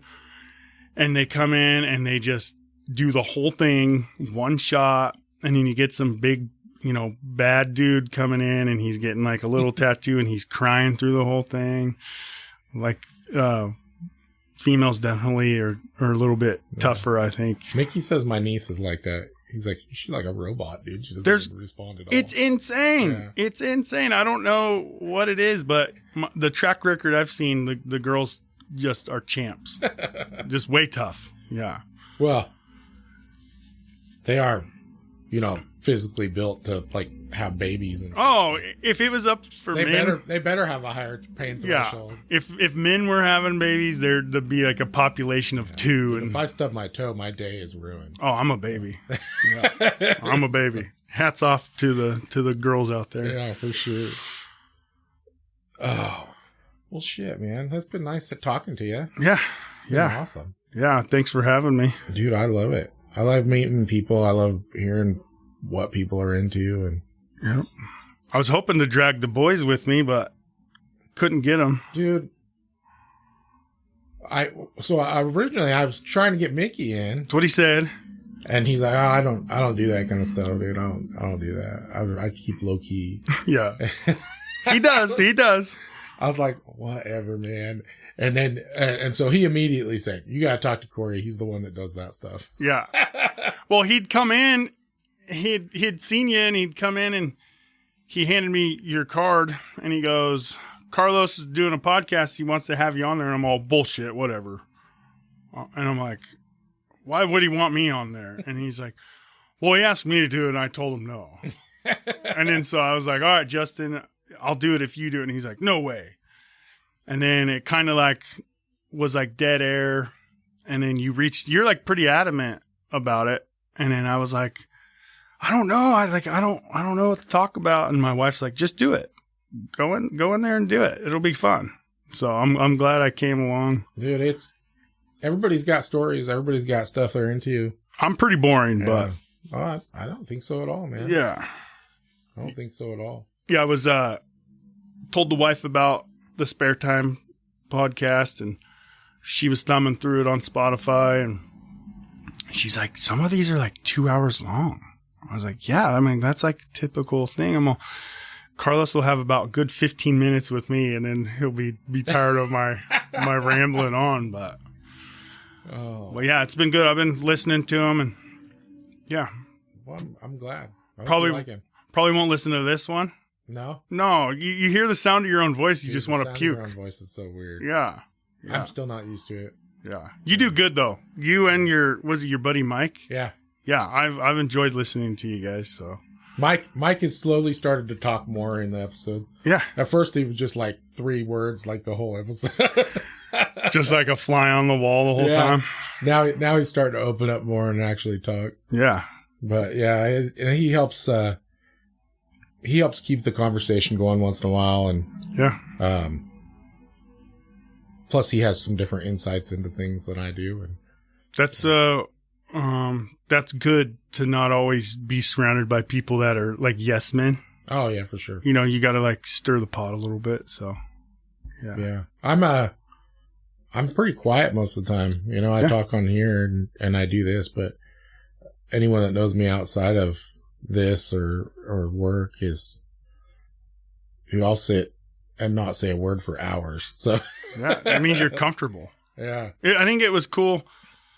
I think you'd talked about doing one with your kiddos and people that you know well. And it's something that you have because once it's out there forever. Oh yeah. You know, so it'll be cool. Maybe someday, you know, they'll run across these and oh yeah, for sure. Get some information, especially with local people too. So I think Roseburg's an interesting place.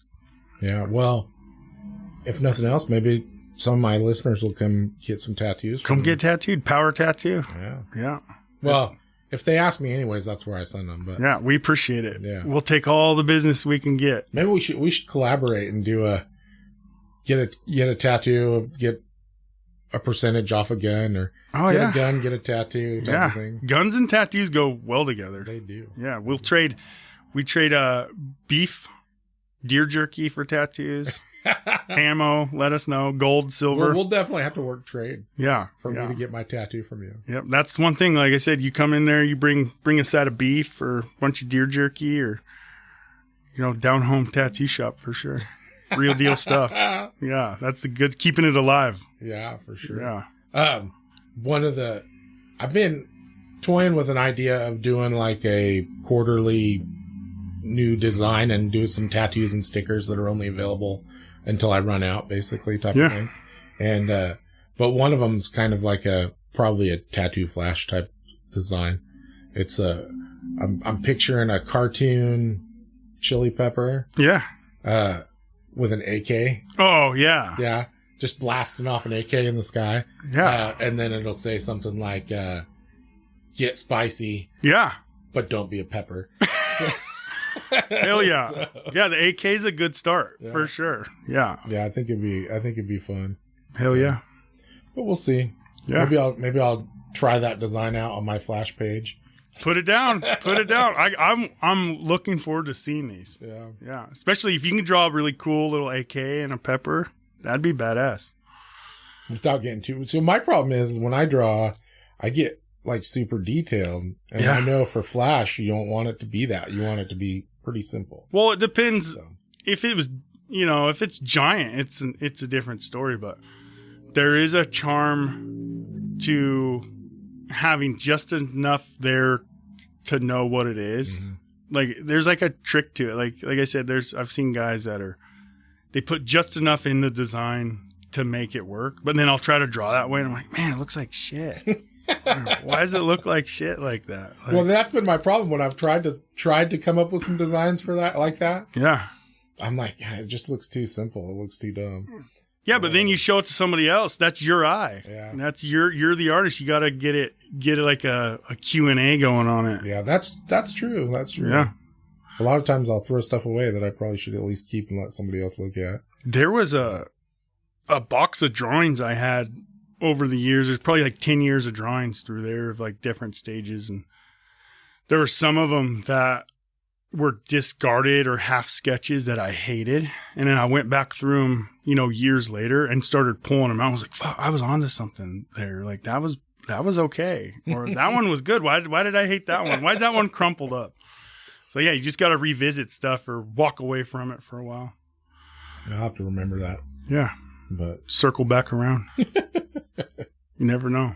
Right on. Yeah, man. Well, I hope you've had a good time, man. Good times. Yeah. I really appreciate you coming on the show.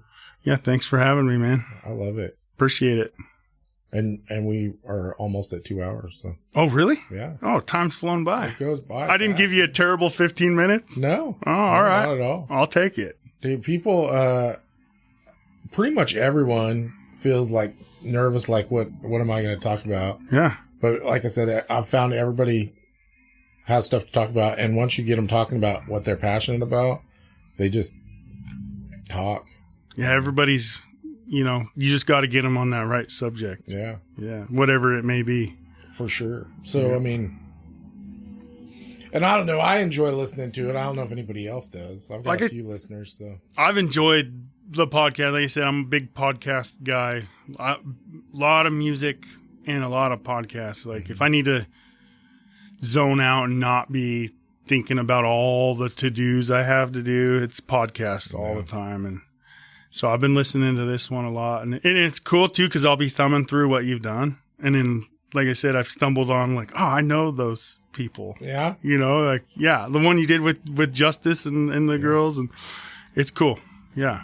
Yeah, I have I have a good time. And then my kids, well, more than just my kids, but mostly my kids, they tell me that their favorite part about the podcast is the freaking titles that I come up with. Oh, and yeah. So I was like, well, I just try and find keywords that pop up during the podcast that I think will catch people's attention. Oh, I can't wait. So. Yeah. Yeah, that was, I started listening to it and then I was kind of like, what's the feel? What's the room feel, And then I was like, I say a lot of bad words a lot of times. And I was don't think you cussed at all. Okay, good. I was like, all right, they're cursing on there. So, all right, I think I'm good. I don't think anybody curses as much as I do on here. So yeah, especially if I'm drinking. My favorite words are the bad ones. Yeah, it always has been. Yeah. Well, there's a reason why that's the first thing that anybody learns of any new language. Oh yeah, it's the good stuff. Yeah, everybody knows how to cuss in all these different languages. Yeah, it's the important stuff. You know, you never know. But no, it has been great, and it's fun getting my kids and everybody else involved. I've had friends. Almost everybody I've had on has been pretty close friends or whatnot. Yeah. Yeah, it's a good time. I'm glad you're doing it for sure. Yeah, it's cool. It's good. It's good to know the community a little bit too. And like I said, there's people out here that are interesting or that are doing good stuff, or you just don't know until you chat with them. So, yeah. Well, you guys are definitely doing good stuff down there. I hope so. We just, we put all our into it. So hopefully it turns out good. Treat everybody how you want to be treated. You guys are all excellent artists, and I love the feel of the shop. I like the positive vibe, and dude, it's super clean. You guys keep it super clean. It's gotta be, yeah. I'm very, very privileged to work with those dudes every day, and do it in a good space. And I like how open that shop is too. It's big. It's like, it's not a giant building, but it's roomy. Yeah, you don't feel crammed in there, but then you walk in and you get us. Mm-hmm. You don't have to search for the artist and then our big thing is to greet everybody who comes in, and then, make sure you tell everybody bye on the way out. Yeah. So just real friendly, and it's just good. Try to have good vibes, so, and then if you can get a good tattoo while you're there, even better. But I think, not because I'm a part of it, but I think we have something special going on in that building, Yeah, so for sure. Those, like I said, working with Mickey and Justin's huge. Mm-hmm. So every day I'm like, Josh opened his own shop over at the coast, didn't he? Yeah, he's over so I'm like geologically impaired, but he's over in like Coos Bay area. So I've been to his shop. Good Times Tattoo over there. He's doing good. Yeah. Yeah. He moved out of state for a while and then moved back, and he's from over there. So he's holding it down. Like you said, they got something special going on over there too. So we're really tattooing's like I hold really dear in my heart. So when you see somebody doing it right, or it's nice to see. So you got to kind of like pay your respect and give those people props. So said I'm blown away every day I work with the guys I work with. Like, to be a part of that is crazy. Well, I dig it, and I'm for sure going to come in here pretty soon because I want to look at these books. Come check see the if books. It gives me some ideas of something I want. Yeah, you might just see like 400 things you hate, but you might see one good thing. I'm kind of I admire freaking everything, dude. I like art, and I like what people do. So I mean, I think I didn't just seeing what you can do. Well, you never know what you want until you see it too. Yeah. So that's the pre-drawn stuff is, like I said, it's like I've approached it like a menu, like a restaurant. Like, this is the items I have for sale, and do you, if you want one of them, then let's do it, So yeah, fun stuff. Right on. Yeah. Well, I hope you had a good time being on here, dude. Yeah, I did. And, once again, thanks for being on. Yeah, thanks for having me. You were the least chicken of the shop. I don't know. I get put on to be like the voice and the face for the shop a lot, and I'm not real outgoing. Well, you're very personable, though. So yeah, I mean, I guess so. Yeah. Yeah. I've noticed that since I met you. So yeah, I'm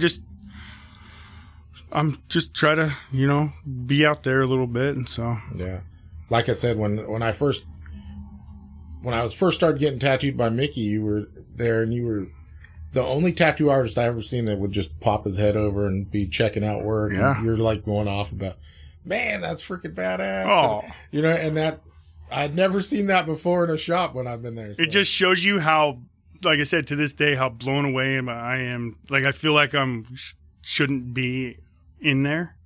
So I'm like, every day's like, I'm a part of this. Like, holy shit. Like, so better soak it up the most. I think you've earned your spot, man. I hope so. I've seen a lot of your work, and it looks pretty damn good. I appreciate that.